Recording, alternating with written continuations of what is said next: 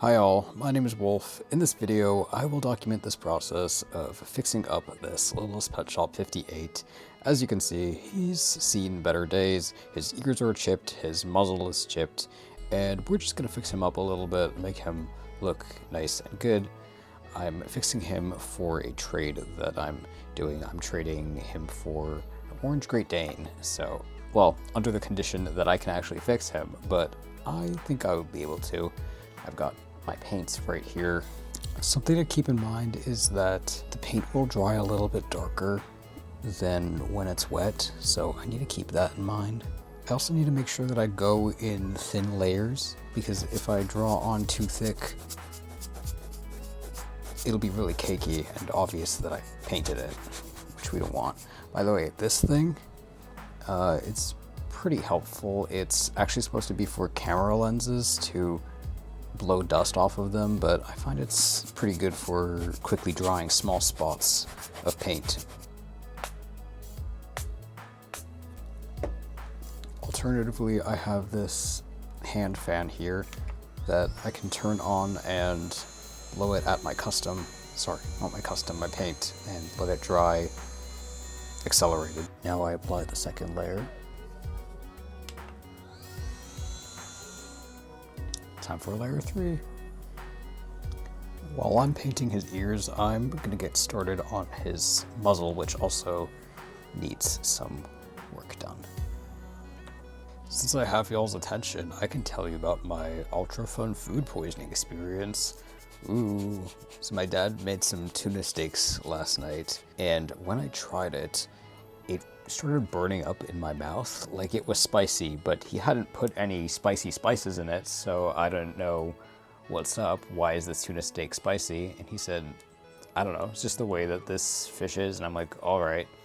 I wasn't gonna waste a good tuna even though it was hurting to eat it, so I ate the fish anyway. And 2 hours later, I started burning up. I started feeling like I had a fever, and I looked in the mirror and my entire face was pink. I took off my shirt. My entire torso and shoulders were pink, like someone had dyed me or something, but I was just really flushed and really feverish.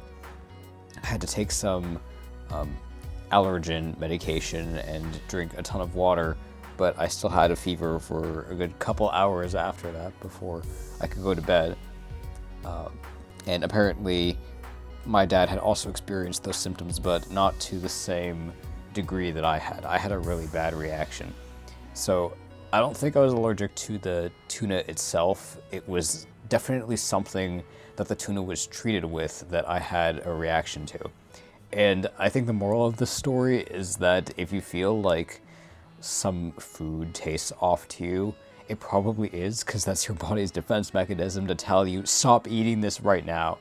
But I didn't listen because this food was expensive and I didn't want to waste it by not eating it, so I ate it anyway. Well, don't do that. We're gonna call the store and tell them to pull that steak off the shelf, because, yeah, that's not safe for human consumption. But I'm feeling better now, so yay. Hey, look at how good Sage looks. Like, damn, spiffin'. Off camera, I sealed him with Liquitex matte varnish. I watered it down though, and did a couple layers of it. And even though it says matte, it actually is slightly glossy, because you can't get a true matte finish unless you use an aerosol spray. And I don't have an aerosol spray, so I'm just working with what I've got. But my other solution is that I can use some cornstarch, which I've gotten here, to dust on some of it to reduce the luster, so I'm gonna do that now. I'm using just a little makeup brush, dabbing off excess on paper towel, and then I'm just gonna apply it on. Then take my blower tool and just go to blow off all the loose parts. I think it looks really nice. So here's the final restored Littlest Pet Shop Collie 58. His ears look much better than before, and so does his muzzle. Thank you for watching. Bye bye.